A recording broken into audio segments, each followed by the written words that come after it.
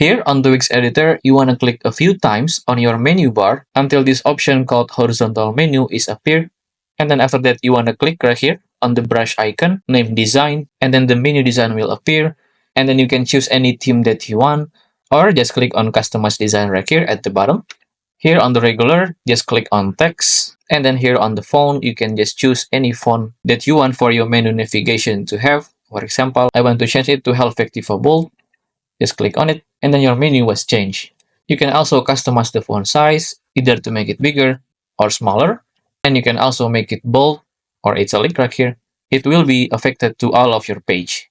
And then after that, you want to change the font menu on the mobile version too by clicking on switch to mobile at the top left of your screen. And then here in the mobile version, you can just click your menu navigation.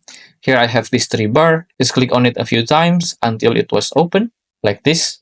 And then after this mobile menu appear, you can go again to the design. And then here menu design will appear. And then again, you can choose the text. And then change the font to the one you like. And there you go.